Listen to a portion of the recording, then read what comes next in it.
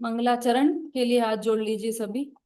नमो अरिहंताणं, नमो सिद्धाणं, नमो आयिरियाणं, नमो उवझायाणं, नमो लोये सबसाहु, नमो द्रव्य गुण पर्याय का जो नित होवे ज्ञान, शीघ्र लहे सम्यक्त्व पद पावे पद निर्वाण। लघु जैन सिद्धांत प्रवेशिका है पुस्तक आपके पास? दिखाइए।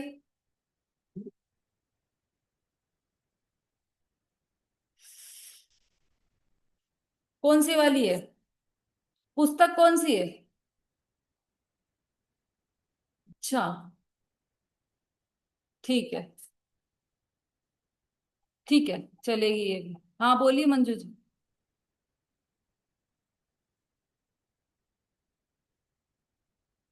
दीदी मेरे पास नहीं है किताब। मैं तो बस सुन रही हूँ आपकी। अच्छा, पास के मंदिर में से ले लेना आप, ये वाली किताब है। अच्छा ठीक है दीदी, देखूंगी। देखूंगी हाँ। ग्रुप में पीडीएफ डली हुई है, तो पीडीएफ निकाल लेना आप। क्योंकि उसके बिना, क्योंकि क्वेश्चन तो अपन, ये अब तो रिवीजन चल रहा है ना, तो फास्ट क्वेश्चन लेंगे, तो वो क्वेश्चन सामने रहेंगे तो अच्छा रहेगा। हम्म।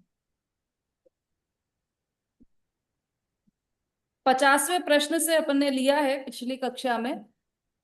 इस बार जो एग्जाम होगा हमारा, वो 50 से 100 तक के प्रश्नों का होगा। एग्जाम कहें टेस्ट कहें, तो 50वें नंबर से हमने पिछली कक्षा में लिया था।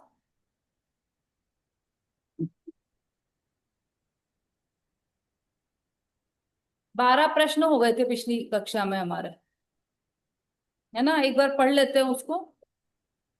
पढ़िए अनीता जी, पढ़िए।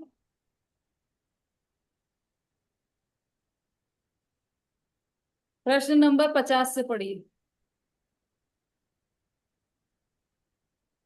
अस्थिकाय किसे कहते हैं?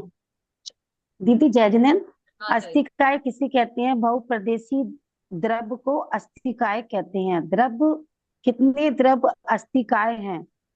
उत्तर, जीव, पुद्गल, धर्म, अधर्म, आकाश, ये 5 अस्थिकाय द्रव्य हैं। 52, काल द्रव्य अस्थिकाय क्यों नहीं है? उत्तर, काल द्रव्य एक प्रदेशी है, इसीलिए वह अस्थिकाय नहीं है। 53, पुद्गल परमाणु भी एक प्रदेशी है, फिर भी वह अस्थिकाय कैसे है? उत्तर, यदि पुद्गल परमाणु एक प्रदेशी है फिर भी उसमें स्कंद रूप होकर बहुप्रदेशी होने की शक्ति है, इसीलिए उपचार से उसको अस्थिकाय कहा जाता है। 54, प्रदेश किसे कहते हैं? उत्तर, आकाश के जितने भाग को एक पुद्गल परमाणु घेरता है उसे प्रदेश कहते हैं। 55, किस द्रव्य के कितने प्रदेश हैं? उत्तर, जीव, धर्म, अधर्म, लोकास लोका आकाश के असंख्य प्रदेश हैं। पुद्गल स्कंद के असंख्यात, संख्यात, असंख्यात और अनंत, इस तरह तीनों प्रकार के प्रदेश हैं। काल द्रव्य और पुद्गल परमाणु एक प्रदेशी है। 56, उत्पाद किसे कहते हैं? उत्तर, द्रव्य में नवीन पर्याय की उत्पत्ति को उत्पाद कहते हैं। ये 5 प्रश्न हो गए हमारे 50 से लेकर 55 तक के। इसमें हमने ये जो हमारी जो तत्वार सूत्र में भी चर्चा चली है, करीब करीब वही चर्चा इसमें पूरी आई है। अब आगे के प्रश्न पढ़ना है, कौन पढ़ेगा उधर से? 56 से, हाँ, 56 से लेकर 60 तक के। उत्पाद किसी उत्पाद किसे नवीन पर्याय की उत्पत्ति के उत्पाद कहते हैं। यह किसको कहते हैं? धर्म की पूर्व पर्याय की क्या यह कहते हैं? गुरु किसे कहते हैं? कृत विज्ञान के कारण ही धर्म की किसी अवस्था की निकटता को रूप कहते हैं। पर्याय के कितने वेद? पर्याय के दो वेद हैं, व्यंजन पर्याय, व्यंजन पर्याय और अर्थ पर्याय। व्यंजन पर्याय किसे कहते हैं? धर्म के विदेशक विकास में विशेष कार्य को व्यंजन पर्याय कहते हैं। ठीक है। हाँ मणि जी पढ़िए आगे का। दे देने दे दे। कौन सा सुना? 61 से 61 से पढ़ना। व्यंजन पर्याय के कितने भेद हैं? उत्तर दो भेद हैं, स्वभाव व्यंजन पर्याय और विभव व्यंजन पर्याय। स्वभाव व्यंजन पर्याय किसे कहते हैं? 62। पर निमित्त के संबंध से रहित का जो आकार हो उसे स्वभाव व्यंजन पर्याय कहते हैं। जैसे जीव की सिद्ध पर्याय। भाव व्यंजन पर्याय किसे कहते हैं? परनिमित्त के उत्तर परनिमित्त के संबंध से द्रव्य का आकार हो उसे विभाव व्यंजन पर्याय कहते हैं। जैसे जीव की नर नारकादि पर्याय। 64 अर्थ पर्याय कहते हैं। उत्तर प्रदेशत्व गुण को छोड़कर बाकी गुणों के कार्य परिणमन पर्याय कहते हैं। हाँ बस। प्रदेशत्व गुण को छोड़कर अभी यहाँ से पढ़ेंगे। देखिए हम पिछली बार हमारी चर्चा चल रही थी अर्थ पर्याय और व्यंजन पर्याय की। क्या होता है व्यंजन पर्याय और अर्थ पर्याय? व्यंजन पर्याय किसे कहते हैं चाची जी?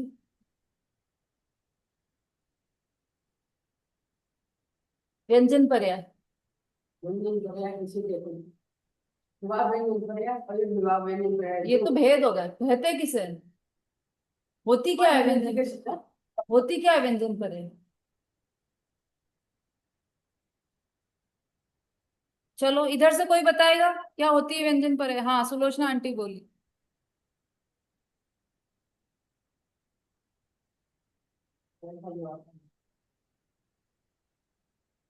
द्रव्य के प्रदेशत्व गुण के विकारी परिणमन को व्यंजन पर्याय कहते हैं।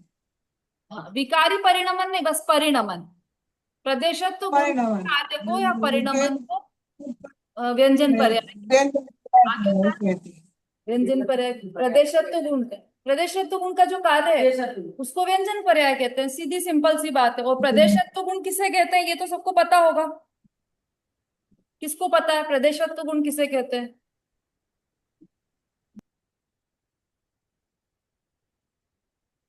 पिछली बार तो बहुत डिटेल में चर्चा चली थी हमारी।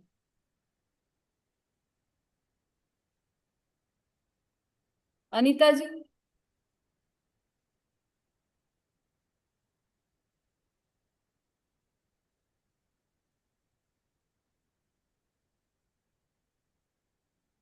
अरे भाई हाँ बेला भाभी बोलिए।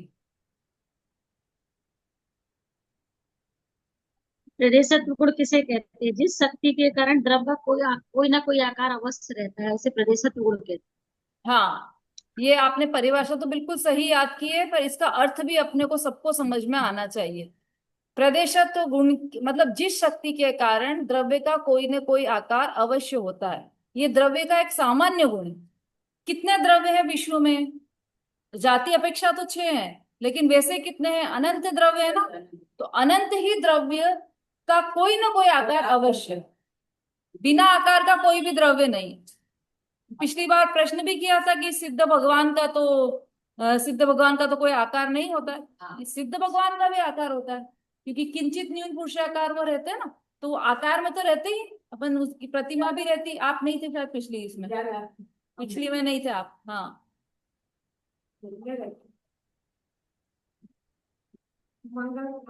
नहीं भजन थे ना उधर इंद्रगंज में भजन थे। तो क्या हुआ कि जो सिद्ध भगवान की प्रतिमा बनती थी पहले तो उसमें क्या ऐसा आकार दिया जाता था ना कि बस ऐसे ही मान लो कुछ भी कि कोई है निराकार है, ऐसा नहीं है। आकार तो है। तो प्रत्येक द्रव्य का आकार है। तो जीव द्रव्य की बात है। उद्गल द्रव्य भी सूक्ष्म से सूक्ष्म परमाणु हो या बड़ा से बड़ा स्कंद हो उसका भी आकार है। धर्म गुण परमाणु का भी आता है, उनको क्या कहते हैं? कोई ना कोई आता रहता है। हमें देशज गुण है और धर्म द्रव्य, क्या कर जाएगा? धर्म द्रव्य, अधर्म द्रव्य, आकाश द्रव्य, इनका कौन सा आकार है? गोल है कि चौकोर है कि कैसे है ये? जितना वो क्या कहते हैं? और आकाश? अनंत आकाश है, सारे नहीं फैला है वो भी। हाँ, सारे नहीं। तो इसका मतलब ये हुआ कि धर्म द्रव्य, अधर्म द्रव्य का भी आकार है, आकाश द्रव्य का भी आकार है। प्रत्येक द्रव्य का आकार है, क्योंकि प्रदेशत्व गुण है प्रत्येक द्रव्य में, क्योंकि सामान्य गुण है, सभी द्रव्यों में प्रदेशत्व गुण पाया जाता है। अब प्रदेशत्व गुण है तो उसका कार्य तो होगा, कोई भी गुण हो। आत्मा में अनंत गुण है और प्रत्येक गुण का कार्य चल रहा है। कोई भी गुण आलसी जैसा बैठा नहीं कि मैं कार्य नहीं करूंगा, प्रत्येक गुण का परिणमन चल रहा है। तो प्रदेशत्व गुण भी है सभी द्रव्यों में, तो उसका कार्य भी चल रहा है। तो कार्य चल रहा है तो उसका कार्य क्या है कि आकार बनाना, तो वो कोई ना कोई आकार में अवश्य द्रव्य है ना। अब जो वो दीदी आकार, धर्म हाँ दीदी धर्म द्रव्य लोक के आकार का मानेंगे?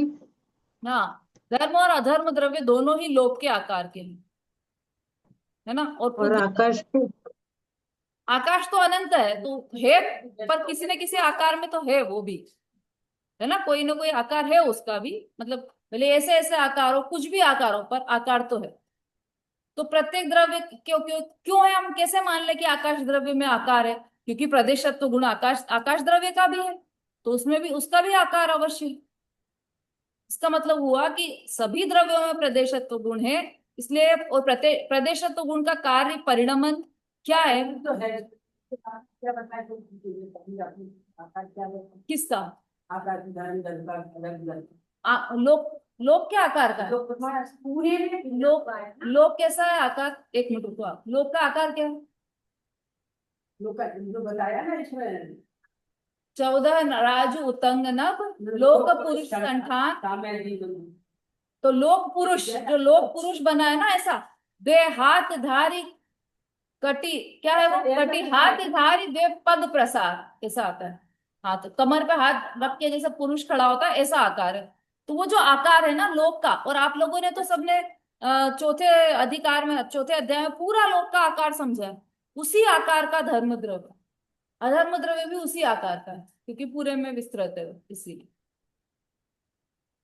ठीक है, तो क्यों है वो? प्रदेशत्व गुण का कार्य है, कोई ना कोई आकार अवश्य रहेगा प्रत्येक द्रव्य में। अब वो जो आकार रहेगा, वो कौन सा, वो क्या कहलाएगी? वो पर्याय है ना। जिस प्रदेशत्व तो गुण है, और प्रदेशत्व गुण की पर्याय क्या कहलाएगी? तो प्रदेशत्व गुण की पर्याय व्यंजन पर्याय कहलाएगी। कोई लोग को आकार अवश्य लेता है। हाँ, ये जो आकार वाली पर्याय है ना, वो व्यंजन पर्याय है। और बाकी सारे गुणों की पर्याय क्या कहलाती है? अर्थ पर्याय। कौन से हैं गुण बाकी के? किसी को गुण के नाम ध्यान है? एक दो गुण के नाम कौन बता सकता है?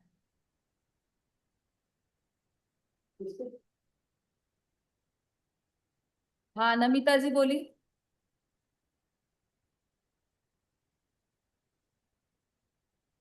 दीदी प्रमेयत्व गुण है, अगुरु लघुत्व गुण है, वेरी, वस्तुत्व गुण है, हम्म और एक द्रव्यत्व गुण भी है शायद। दीदी इतना तो ये ध्यान है।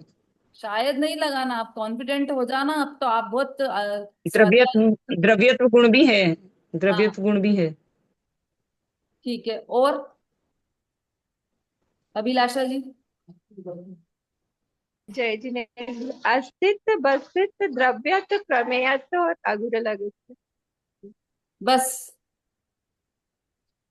अस्तित्व, बस्तित्व, द्रव्यत्व, प्रमेयत्व, अगुर लघुत्व और प्रदेशत्व गुण लास्ट वाला।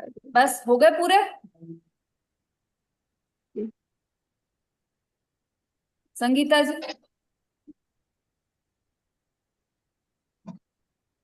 जय जिनेन्द्र दीदी। द्रव्यत्व, अस्तित्व और अस्तित्व और प्रदेशत्व, अगुण लघुत्व और प्रमेयत्व। ठीक है। क्या हो गए? मणि जी?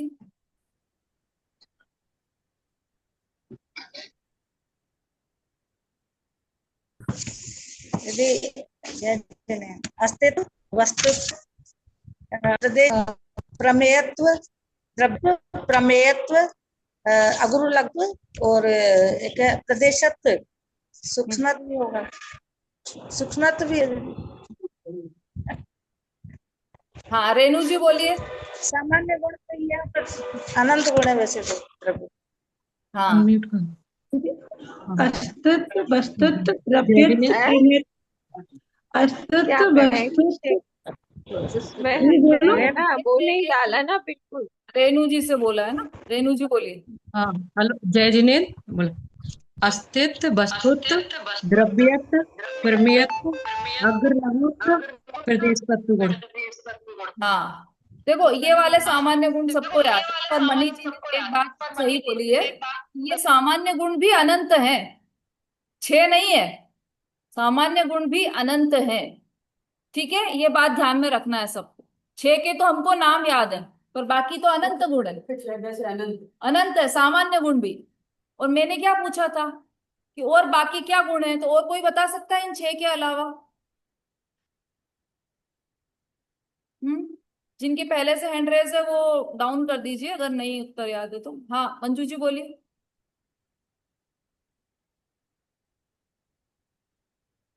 दीदी मैं। अच्छा आपने हैंड डाउन कर लिया है क्या? चलिए अर्चना जी बोलिए। हाँ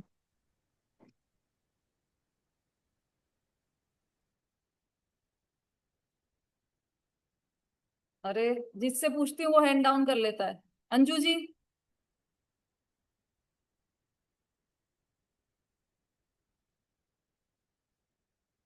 थोड़ा सा जल्दी करना पड़ेगा।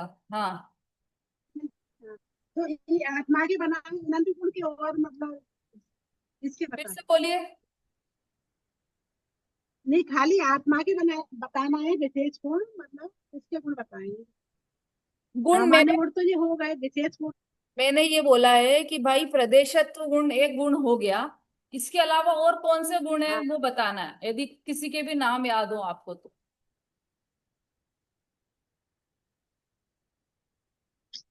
मेरी समझ में चलिए नहीं आ रहा, थोड़ा क्वेश्चन आप फिर से। बताओ। वो तो बोल दिए सबने। मैंने ये बोला है कि प्रदेशत्व गुण के अलावा और किसी गुण का नाम ध्यान है क्या?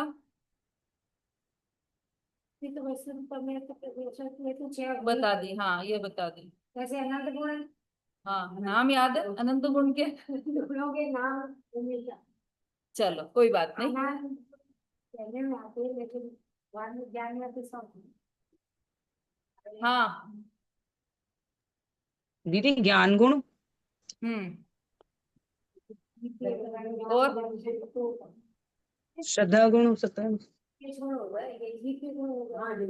हाँ ठीक है, किसी के भी, मैंने ये बोला ही नहीं था कि केवल पुद्गल के बताना है कि केवल जीव के नहीं बताना है, तो बताओ ना। मैंने बोला था इसके अलावा और कोई गुण का नाम ध्यान है क्या? सब है। हाँ हाँ बोलो बोलो बोलो।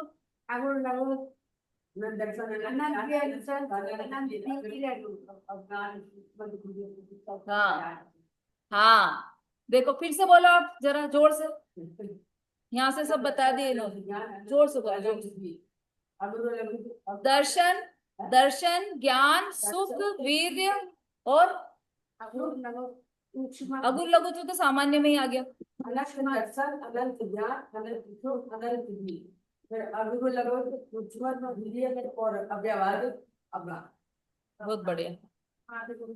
ऐसे अनंत गुण हैं आत्मा में, है ना, उनमें से हमको नाम तो विशेष गुण विशेष रूप से ये ध्यान में आते हैं, ज्ञान दर्शन सुख वीर्य प्रभुत्व विभुत्व सर्वदर्शित्व सर्वज्ञत्व सक्षत्व, तो वो गुण ही तो है। हाँ तो जीव के तो ज्ञान किसका है, ज्ञान किसका है? बोलो ना पूरे 47।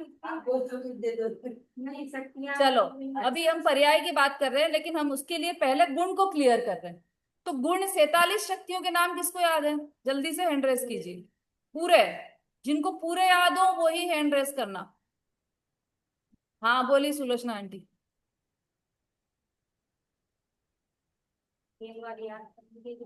जय जिनेन्द्र दीदी।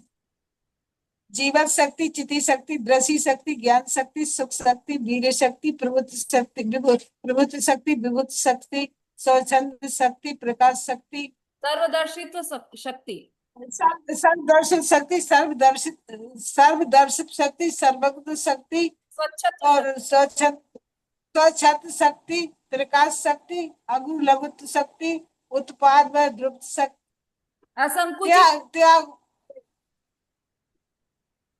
क्योंकि पूरी सुना रहे बोलोगे तो पूरी जनशक्ति, हाँ बोल असंकुच विकास शक्ति, अकारी कारण शक्ति, परिणाम परिणाम शक्ति, त्याग उपादान शून्य शक्ति, अगुण लघुत्व शक्ति, उत्पाद व ध्रुव शक्ति, परिणाम शक्ति, अमूर्तक शक्ति, अकर्तृत्व शक्ति, अबोधक शक्ति, निष्क्रियत्व शक्ति, नियत प्रदेशत्व शक्ति, नियत प्रदेशत्व शक्ति, स्वच्छंद शक्ति, साधारण आधार, स्वाधर्म धर्मत्व शक्ति, स्वधर्म व्यापक शक्ति, साधारण असाधारण, साधारण असाधारण धर्मत्व शक्ति, अनंत धर्म शक्ति, ब्रुत धर्म शक्ति, तत्व शक्ति, अतत्व शक्ति, एकत्व शक्ति, अनेकांत शक्ति, भाव शक्ति, अभाव शक्ति, भाव अभाव शक्ति, अभाव भाव शक्ति, भाव भाव शक्ति, अभाव भाव शक्ति, भाव शक्ति, क्रिया शक्ति, कर्तृत्व शक्ति, करण शक्ति, संप्रदान शक्ति, अपादान शक्ति और संबंध और अधिकरण संबंध शक्ति। बहुत बढ़िया, बहुत ही बढ़िया। क्लेप कीजिए भाई सब सुलोचना आंटी के लिए। बहुत अच्छी, बिल्कुल फ्लुएंटली इन्होंने 47 शक्तियों के नाम सुना है। बहुत बढ़िया। 19-20 लोग हैं, सब तालियां बजा रहे हैं उनके लिए। बहुत अच्छा, सबको याद होनी चाहिए ये 47 शक्तियां। जो गुरुदेव थे ना, गुरुदेव तो इतनी फ्लुएंटली, जाने कितने 19 सेकंड में उन्होंने पूरी 47 शक्तियां सुना दी थी। वो टेप भी चलता है, अगर मुझे क्लिपिंग मिलेगी कहीं पर तो फिर मैं आपको सेंड करूंगी, है ना। 19 सेकंड में पूरी 47 शक्तियां सुनी। हाँ सुनो जोर से।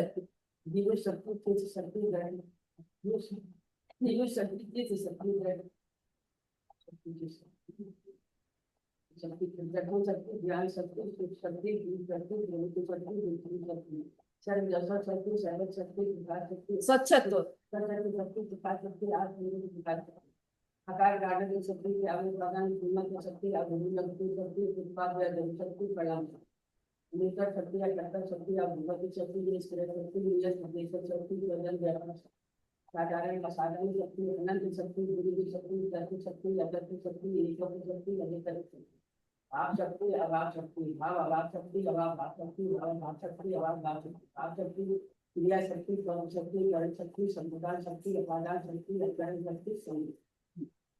अब वो जो अनंत शक्ति और विरुद्ध शक्ति बोली है ना, वो गलत हो सकती है क्योंकि उसका अर्थ गलत निकल रहा है। अनंत धर्मत्व शक्ति, अनंत धर्मत्व, विरुद्ध धर्मत्व शक्ति, धर्मत्व लगाना जरूरी है। बहुत बढ़िया, बहुत ही बढ़िया। यहाँ से भी चाची जी ने पूरी 47 शक्तियां सुनाई।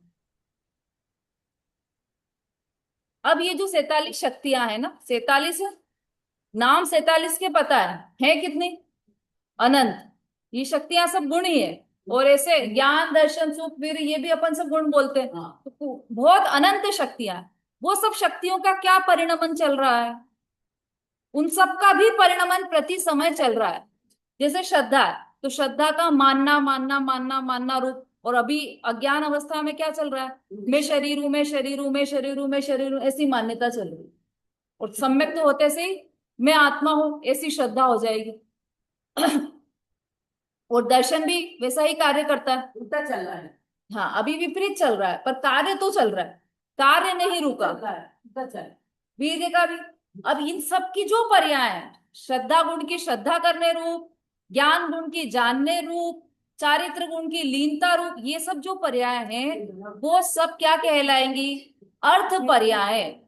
सुनो सुनो ध्यान से, ये सब फिर वापस रिपीट नहीं करूं, अर्थ पर्याय कहलाएंगे इन सब की पर्याय। हाँ, और प्रदेशत्व गुण की पर्याय व्यंजन पर्याय कहलाए। क्लियर? बिल्कुल क्लियर हो जाना चाहिए, क्योंकि बहुत सरल है, देखा जाए तो समझो तो सरल है, शब्द कठिन लग सकते हैं। व्यंजन पर्याय, अब व्यंजन पर्याय मतलब प्रदेशत्व गुण की पर्याय, और अर्थ पर्याय मतलब बाकी के सभी गुणों की पर्याय अर्थ पर्याय कहलाती। उनको एक शब्द में बोलेंगे तो अर्थ पर्याय कहलाएंगे। ठीक है, समझ में आ गया? उनको सब अर्थ पर्याय कहेंगे। उन सब की पर्याय अर्थ पर्याय पर्याय और व्यंजन पर्याय। व्यंजन पर्याय। रंजना जी, आ रहा है समझ में? हाँ, मैं क्योंकि जी दीदी। लास्ट में मैं प्रश्न पूछूंगी सबसे, सब तैयारी करके रखना है ना, उपयोग इधर ही लगा के रखना। व्यंजन पर्याय और अर्थ पर्याय दो प्रकार की पर्याय हैं। प्रदेशत्व गुण की पर्याय व्यंजन पर्याय कहलाएगी, बाकी के सब गुणों की पर्याय अर्थ पर्याय कहलाती है। ठीक, अब आगे बढ़ रहे हैं हम। अब ये जो व्यंजन पर्याय है, जो प्रदेशत्व गुण का की पर्याय है, वह दो प्रकार की, स्वभाव व्यंजन और विभाव व्यंजन। ठीक है, तो स्वभाव व्यंजन मतलब क्या हुआ कि पर के निमित्त के बिना जो द्रव्य का आकार होगा वह स्वभाव व्यंजन होगी, और पर की निमित्त की अपेक्षा से सहित जो द्रव्य का आकार होगा वह विभाव व्यंजन पर्याय कहलाएगी। फिर से संगीता जी, स्वभाव व्यंजन किसे कहा? पर के निमित्त की अपेक्षा से रहित जो द्रव्य का आकार होगा या प्रदेशत्व गुण की जो पर्याय होगी वह कहलाएगी स्वभाव व्यंजन पर्याय। पर के निमित्त की अपेक्षा के बिना जो द्रव्य का आकार होगा या प्रदेशत्व गुण की पर्याय होगी वह क्या कहलाएगी? विभाव व्यंजन पर्याय। ठीक है, हाँ, विभाव। हाँ, अब इसका उदाहरण ले लेते हैं हम। पहले पहले स्वभाव व्यंजन थी ना, स्वभाव व्यंजन पर्याय पर के निमित्त की अपेक्षा से रहित। तो कौन सी पर्याय ऐसी है, मतलब कौन सी चीज ऐसी है जिसमें पर के निमित्त की अपेक्षा के बिना वो अपना आकार बना रही है? हाँ, तो अब बाकी द्रव्यों की तो चर्चा छोड़ दो अपन, अभी मुख्य रूप से जीव द्रव्य की चर्चा करते हैं। जीव द्रव्य की ऐसी कोई पर्याय है कि जिसमें उसको आकार की अपेक्षा ना हो? तो हाँ, एक पर्याय है जिसमें उसके आकार के लिए परद्रव्य की अपेक्षा नहीं रहेगी। कौन सी पर्याय है वह? सिद्ध पर्याय। आकार की किसी की अपेक्षा नहीं। किसी की अपेक्षा नहीं है। ऐसा नहीं कि कोई किसी के कारण उनको किसी डब्बे में डाल दिया गया इसलिए उनको ऐसा आकार बन गया हो, या फिर उनको किसी शरीर में डाल दिया गया हो तो उनका ऐसा आकार बन गया, ऐसा नहीं है। पर के निमित्त के बिना उनका वो आकार कब तक रहेगा? अनंत काल तक रहेगा। तो पर के निमित्त के बिना के आकार का बिना का जो आकार है, या पर के निमित्त के बिना का प्रदेशत्व गुण का जो की पर्याय है, वह क्या कहलाएगी सुषमा जी?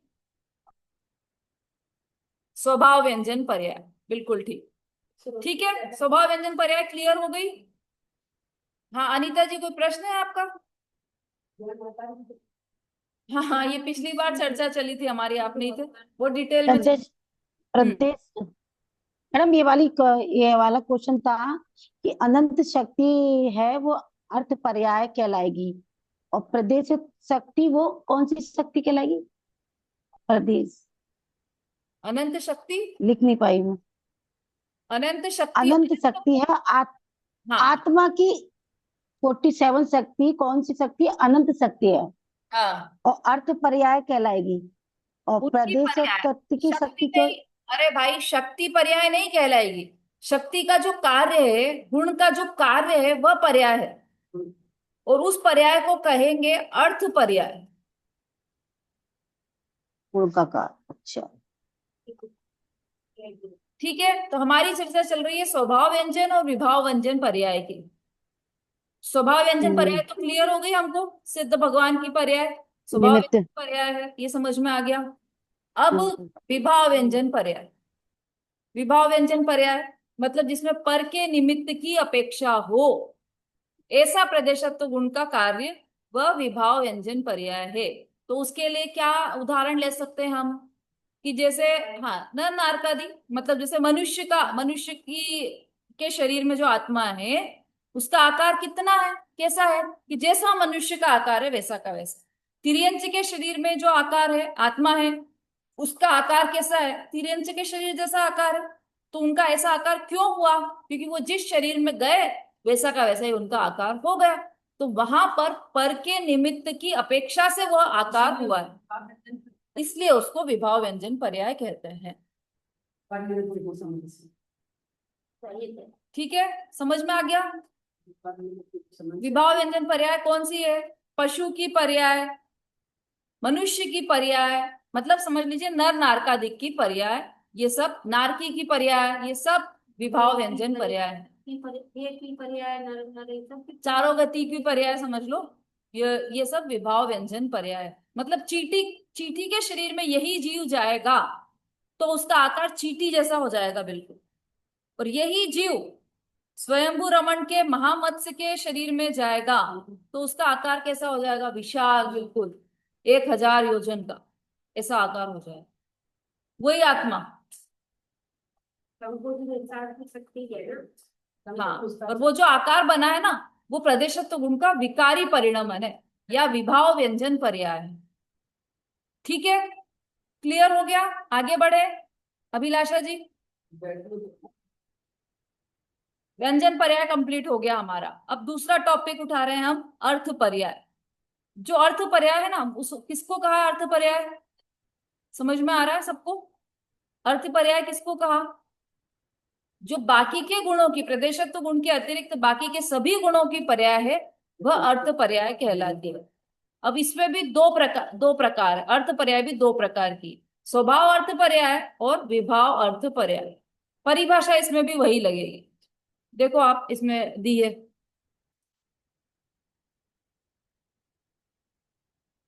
स्वभाव अर्थ पर्याय 66 नंबर का प्रश्न। स्वभाव अर्थ पर्याय किसे कहते हैं? पढ़िए। परनिमित्त को समझ से रहे जो अर्थ पर्याय होती है उसको विभाव व्यंजन पर्याय कहते अर्थ हैं। भाव अर्थ पर्याय कहते हैं। फिर से पढ़िए। परनिमित्त संबंध से रहित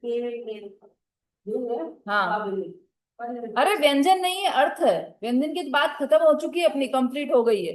नीचे आ जाओ 66 नंबर का। हाँ, स्वभाव अर्थ पर्याय स्वभाव अर्थ पर्याय किसे कहते हैं? परनिमित्त के संबंध से रहित जो अर्थ पर्याय होती है उसको स्वभाव अर्थ पर्याय कहते हैं। जैसे जीते केवल ज्ञान। दूसरा एक और पढ़ लीजिए। विभाव अर्थ पर्याय किसे कहते हैं? परनिमित्त के संबंध से जो अर्थ पर्याय होती है उसको विभाव अर्थ पर्याय कहते हैं। जैसे जीते राग। अब देखो परिभाषा इसमें भी वही लगी, निमित्त वाली। पर निमित्त के संबंध से रहित, व्यंजन में भी वही था, पर उसमें क्या हुआ? उसमें व्यंजन पर्याय का लिया था, मतलब पर निमित्त के संबंध से रहित। देखो आपको समझ में आ जाएगा, द्रव्य का जो आकार हो, आकार लिया था उसने, और इसमें क्या लिया है? पर निमित्त के संबंध से रहित जो अर्थ पर्याय होती है वो सब क्या है? स्वभाव अर्थ पर्याय। मतलब ऐसी पर्याय जिसमें पर का निमित्त की अपेक्षा ही नहीं रहती है, वो सब स्वभाव अर्थ पर्याय कहलाती है। जैसे जीव की केवल ज्ञान की पर्याय, इसमें पर निमित्त की अपेक्षा ही नहीं है, स्वभाव है। हाँ, केवल केवल ज्ञान वहां पर हो रहा है, किस निमित्त से हो रहा है केवल ज्ञान? स्वभाव से तो हो रहा है, पर निमित्त क्या है उसमें? 3 लोग नहीं है निमित्त? कोई निमित्त नहीं। क्यों?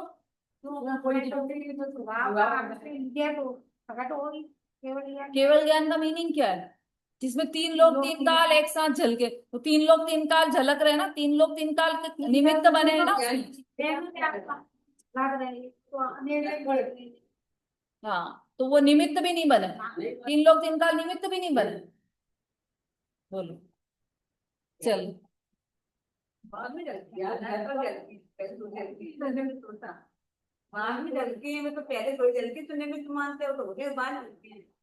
नहीं नहीं, एक ही काल है उनका, तो काल भेद थोड़ी है उनमें। जिस समय 3 लोग जाना उस समय केवल ज्ञान हो गया, काल भेद नहीं है उसमें। केवल ज्ञान दो तो काल भेद नहीं है। जिस समय प्रकाश हुआ उसी समय अंधेरा गया, जिस समय अंधेरा गया उस समय प्रकाश हुआ, काल भेद नहीं है, वहां पर भी काल भेद नहीं है। ज्ञान में स्वतः प्रकाशक शक्ति स्वयं की शक्ति है ऐसी। नहीं, सही है, बिल्कुल सही है। देखिए केवल ज्ञान, इसमें उदाहरण दिया है। हाँ, बहुत अच्छी चली थी वो बात, बहुत बढ़िया, बहुत अच्छी। ये शाम के और एक हमारे ज्ञान में आकार बना, तो वो तो कुछ नहीं कर रहा ना, और हमने जो ज्ञान का आकार बना है जो ज्ञेय का, उसमें ही तन्मय हो, वो हमारे ज्ञान में अगर कुछ कहते हैं आप देखा इसलिए देखा आपने, अब ज्ञान नहीं आकृति बनी है ज्ञान की। तो ज्ञान वो- जो है तो ज्ञान की ही है, तो वो उसको ही डुबा रहे हैं ना अपन, उसमें ही तो उलझ रहे हैं, है तो ज्ञान नहीं आता। अबे उलझ ही रही कोई सही हो। यदि ज्ञान से ही मतलब यदि पर वस्तुओं के निमित्त से ही ज्ञान होना हो, तो जैसी वस्तु है वैसा ही ज्ञान होना हाँ, चाहिए। वैसे ही होना कई बार उसमें तो परीक्षा मुक्त में तो उदाहरण दिया है ना पर ज्ञान कि जा रहे हैं श्यामलाल जी और हमको लगता है रामलाल जी जा रहे हैं, ऐसा नाम भी वही दिया है वहां पर। और उसमें एक वो दिया है केशोंडुक ज्ञान, मतलब मुनिराज जंगल में ध्यान कर रहे हैं और उनके सिर के ऊपर बाल के गुच्छे उड़ रहे हैं, तो दूर से देखा तो क्या लग रहा है कि मच्छर उड़ रहे हैं, मुनिराज के सिर के ऊपर मच्छर उड़ रहे हैं। ये उदाहरण परीक्षा मुख का है। तो क्यों, जब वस्तु से ज्ञान हो रहा है तो फिर जैसी वस्तु है वैसा ज्ञान होना चाहिए ना। इसका मतलब ज्ञान ज्ञान में से आ रहा है। थोड़ा सा अलग ट्रैक पे चले गए हम। अभी हम चर्चा कर रहे हैं स्वभाव अर्थ पर्याय की, है ना। तो इसमें उदाहरण दिया है जैसे जीव की केवल ज्ञान की पर्याय। केवल ज्ञान के लिए किसी भी पर निमित्त की आवश्यकता नहीं है ना। हाँ, अब ये तो हो गई स्वभाव अर्थ पर्याय। विभाव अर्थ पर्याय किसे कहा? पर निमित्त के संबंध से जो अर्थ पर्याय हो उसे विभाव अर्थ पर्याय कहते हैं। पर निमित्त के संबंध से, पर जिसमें निमित्त बना हो, जिसके राग द्वेष परिणाम हो करके हाँ, पर के निमित्त से, वो भी निमित्त है, वास्तव में तो निमित्त से कार्य होता नहीं है, पर फिर भी वो उनकी उपस्थिति रही, ये तो पढ़ने में राग द्वेष होते करने में ऐसे बोलने में आता है, सहज रूप से होगा, सही रूप से पर होगा कार्य अपनी भूल से ही। क्योंकि सामने वही व्यक्ति खड़ा हो जिसके निमित्त से आपको क्रोध हुआ था, सामने वही व्यक्ति वापस खड़ा हो, अभी क्रोध नहीं आ रहा, प्यार आ रहा उसको। और जिस कारण से क्रोध आया था कि उसने किसी ने आपके ऊपर एक गिलास पानी फेंक दिया, आपके फेस पे यहाँ से निकल रहे और किसी ने पानी फेंक दिया, कि पानी गिरा दिया, तो गुस्सा आ गया। क्यों गुस्सा आया? कि उसने हम पर एक गिलास पानी फेंक दिया, हम जा रहे थे अच्छे वाले, उसने पानी फेंक दिया। और होली के दिन वही पानी बहुत अच्छा लगता है कि जो हमारे दोस्त होंगे, जो हमारे मित्र होंगे, वही हम पर रंग डालेंगे। और वही क्रोध, यदि क्रोध आया ना उससे, फिर बच्चे ने भी वही गिलास पानी का डाला था आपके ऊपर, तब वैसा क्रोध नहीं आया। क्रोध के अंतर हो गया ना, क्रोध और क्रोध में भी। जैसे कोई गाली देते हैं तो बुरी लग जाएगी, चुप जाएगी, और शादी में गाली सुनेगी तो बस के आश्रय। वो हाँ, इसका मतलब क्या हुआ कि राग द्वेष भी वास्तव में तो अपने निश्चय से तो अपने ही है, लेकिन निमित्त में पर उपस्थित रहता है वहां पर। इसलिए ऐसा बोला कि जो विभाव अर्थ पर्याय है वह कैसे होगी कि जब पर निमित्त के संबंध से जो अर्थ पर्याय होगी उसे विभाव अर्थ पर्याय कहते हैं। जैसे जीव के राग द्वेष आदि, ये पर निमित्त के संबंध से हो गए। नहीं जुड़े, यहाँ पर सारी चर्चा करणानुयोग के आधार से है, तो वैसा ही समझना, ठीक है। चलिए, ये स्वभाव मतलब व्यंजन पर्याय और अर्थ पर्याय, ये आप सबको समझ में आ गई, तो हम आगे बढ़ रहे हैं।